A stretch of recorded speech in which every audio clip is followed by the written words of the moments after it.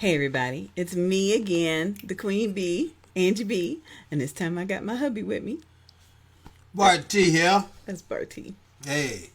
We are here to celebrate the International Great Black Read Aloud Day that is presented by our publisher, Ladero Press. Thank you, Ladero Press. And is sponsored in part by the Fresh Book Festival, our friend Donna Gray Banks. Yes. Thanks. So, on February 21st, the schedule is to read about marriage. And since we're married, and since we wrote a book about being married, we figured we would read something from it. A little bit. Just a little bit.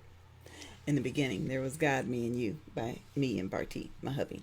So, the International Great Black Read Aloud Day was started simply because we love people and we love reading. Okay? So, I'm going to start with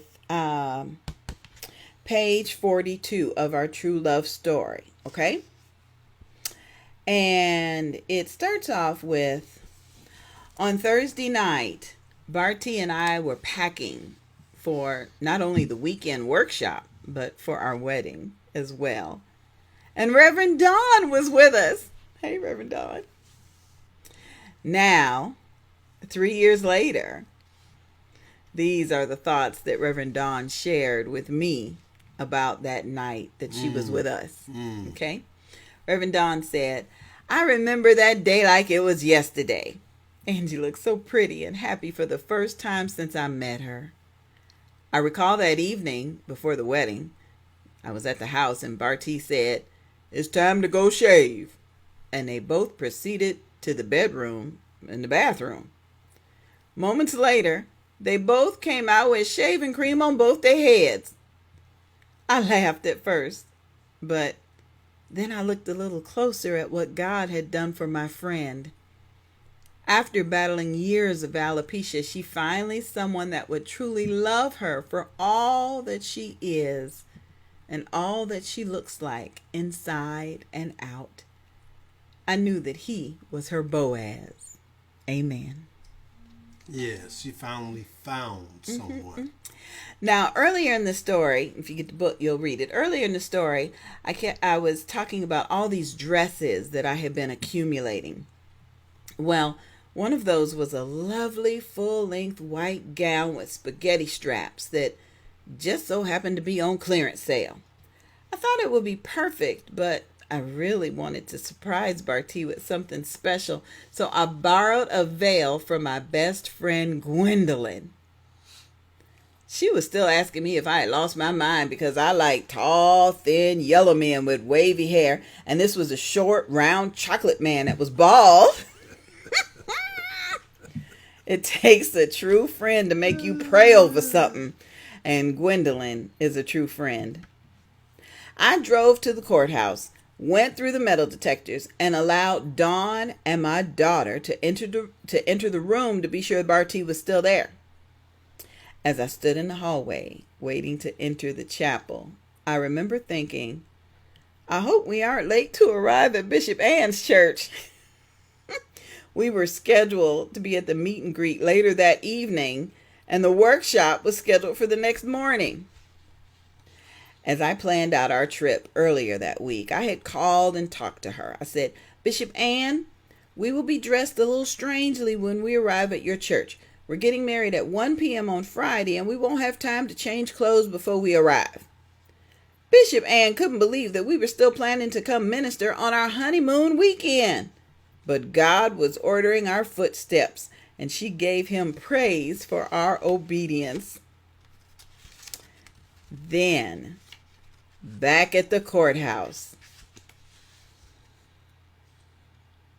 dearly beloved, those words began again as I stood next to Uncle Bartee. His eye glistened, just like it is now. And he exchanged his vows with a wondrous gaze in his eyes. When I arrived by his side upon entering the chapel, he looked at me and gently fingered my veil. What you say, baby? You look like a bride.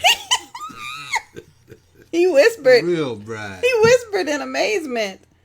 The day that we wed was August 9th, 2013. I'm not a bride. I'm your bride, I responded.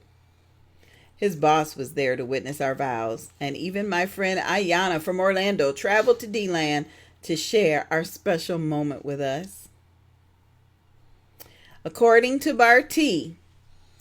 Now, reason I mentioned that she looks like a bride is because, as you know, I work at the courthouse. For those of you who don't know, that's where I used to work. I'm retired now. You're retired now. And I had never seen people get married there in the courthouse where the bride would come in with a veil. Mm-hmm. So that made, when she came through I wanted something the special. door with the veil, it surprised me. That's why I say you look like a bride. Mm-hmm. Your bride. Now. Okay. According to you. Well, the way I seen it, it wasn't really ready. I wasn't really ready to get married again. Mm-mm. And God had put this smart and lovely lady in my path. I had some choices to make in order to receive His blessing. Choices. So I made the choice of receiving His blessing, and I decided to marry this smart and lovely lady. Oh. Sometimes people can pass up blessings because you make the wrong choice. I'm just an average guy, no more than any other man. I just try to live and let live and keep God first. And thank Him for every day for my life, health, and strength, and the many blessings that He bestowed upon me. Life is good. That's our little marriage segment for the International Great Black Read Aloud Day. Feel free to follow us on Facebook. We are Angie BEE and Bartee, ANGIEBEE and Bartee Productions. And please feel free to go online and purchase this book if you'd like to get more information on LaderoPress.com. how God brought us two together. All right. Enjoy reading aloud to others and read aloud to yourself. You'll love it. Bye, everybody.